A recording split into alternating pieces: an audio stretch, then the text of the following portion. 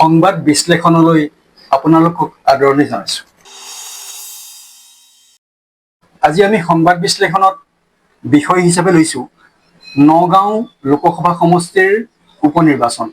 নগাঁও লোকসভা সমষ্টিৰ উপনিৰ্বাচন অনুষ্ঠিত হ'বলৈ গৈ আছে। কংগ্ৰেছৰ পৰা নিৰ্বাচিত হৈ প্ৰদ্যুৎ বৰদলৈ 2024 চনত নিৰ্বাচিত হোৱাৰ পিছত তেওঁ বিজেপিত যোগদান কৰিলে আৰু পৰৱৰ্তী সময়ত তেওঁ বিজেপিৰ বিধায়ক হ'ল দিছপুৰ সমষ্টিৰ পৰা আৰু সেই আসনখন খালী হৈ থাকিল আৰু সেয়ে এতিয়া উপনিৰ্বাচন অনুষ্ঠিত হ'বলৈ গৈ আছে। নগাঁও লোকসভা সমষ্টিত 18,17,204 জন ভোটাৰ আছে।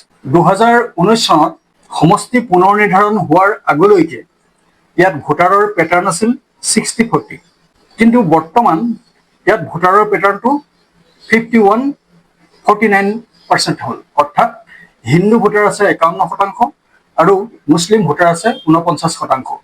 নগাঁও লোকসভা সমষ্টিটোত 8টা বিধানসভা সমষ্টি আছে।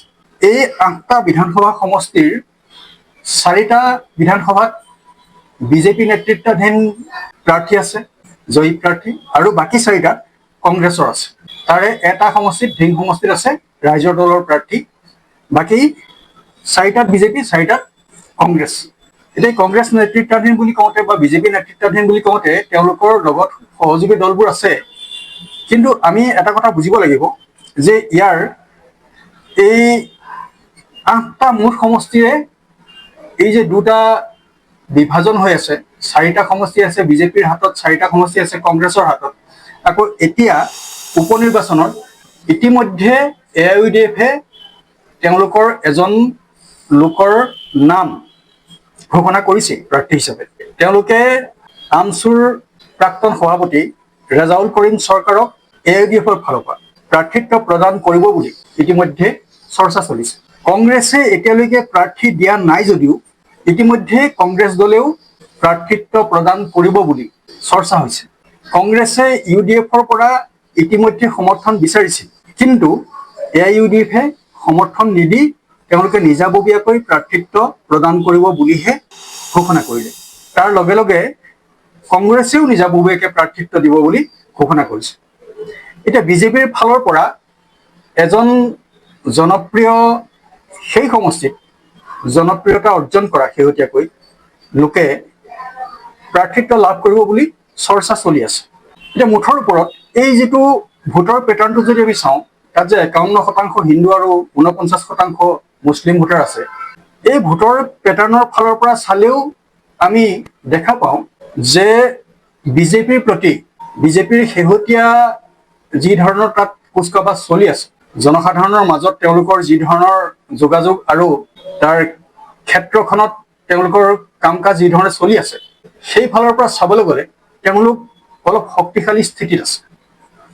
আকৌ কংগ্ৰেছৰ ক্ষেত্ৰত এনেকুৱা হৈছে যে তেওঁলোকে কাক প্ৰক্ষেপ কৰিব সেইটো এতিয়ালৈকে নিৰ্ধাৰিত হোৱা নাই যদিও UDF-এ কিন্তু এজন প্ৰাৰ্থীক আগবঢ়াই দিছে আৰু সেই প্ৰাৰ্থীজন সেই সমষ্টিৰ লোক নহয়, সেই বুলিও সেই তাৰ ভোটাৰসকলৰ মাজত এটা চৰ্চা চলিছে।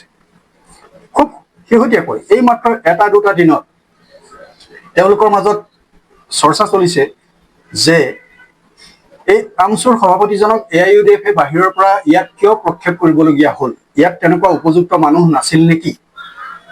কাৰণ UDF-ৰ পৰা ইতিমধ্যে ৰাজনৈতিকভাৱে তাত আগবাঢ়ি থকা কেইবাখনো মুখ আছেই, কিন্তু সেই সকলোকে আওকাণ কৰি AIUDF-এ অন্য এজন নেতাক বাহিৰৰ পৰা তালৈ আমদানি কৰিছে। এই কথাটোক লৈ পেলাই এটা বিৰূপ চৰ্চা চলিছে।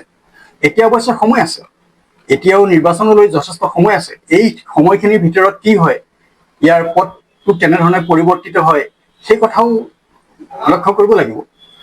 আৰু বৰ্তমানলৈকে যে বিজেপিৰ প্ৰাৰ্থীজন শক্তিশালী স্থিতিত আছে আৰু এই স্থিতি যদি অব্যাহত ৰাখিব পাৰে আৰু ইতিমধ্যেই চৰকাৰী আঁচনিবিলাকৰ জৰিয়তে সংখ্যাগুৰু সংখ্যালঘু উভয় সম্প্ৰদায়কে আকৰ্ষিত কৰিব পাৰিছে, এইটো এটা খবৰ। এই নিৰ্বাচনী ক্ষেত্ৰখনৰ কাৰণে এইটো এটা খবৰ। এতিয়া দেখা যাওক, ইয়াত দুটা শক্তি প্ৰধান শক্তি হিচাপে থাকিব বুলি আমাৰ ধাৰণা হয়। এফালে বিজেপি থাকিব, আনফালে কংগ্ৰেছ আৰু UDF থাকিব। আগতে দুয়োটা যদি একেলগ হ'ব পাৰিলেহেঁতেন, কংগ্ৰেছ আৰু AIUDF যদি দুয়োটা সমন্বিত শক্তি হ'লহেঁতেন, তেতিয়াহ'লে এইটো এটা টক্কৰ হ'লহেঁতেন। কিন্তু এতিয়া এই দুয়োটা শক্তি বিভাজিত ৰূপত থাকিবৰ কাৰণে এইটো এতিয়ালৈকে এটা আঘাত বা প্ৰত্যাহ্বান বা বাধা বুলি আমি ভাবিব পৰা অৱস্থাত নাই। আজিলৈ সংবাদ বিশ্লেষণ ইমানতে সামৰিছোঁ। ধন্যবাদ।